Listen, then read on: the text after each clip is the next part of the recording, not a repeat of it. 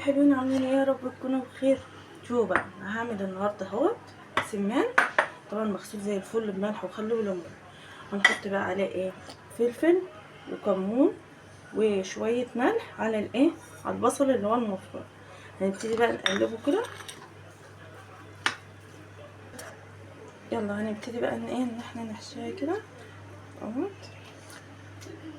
وبعد كده انا مكتفاها اهو، شوفوا زي الفل ازاي.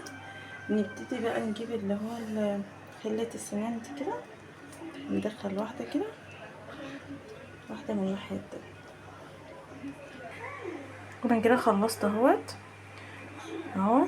هرش بقى عليه ايه؟ ملح كده، شوية فلفل. بكرة بقى ان شاء الله هصبح الصبح اروح مشوحهم بحتة سمنة ومستكة وحبهان، وانا عصر عليه ليمون.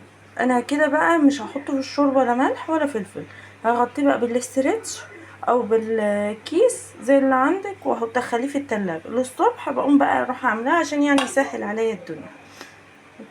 هنا بقى هنحط حتة سمنة مستكة حبهان، حطيت عليه المية اهو.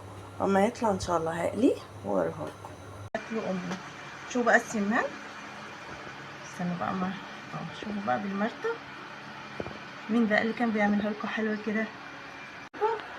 ألف هنا عليكم. قولوا بقى انتوا كنتوا بتاكلوا الأكلة الحلوة دي من ايه؟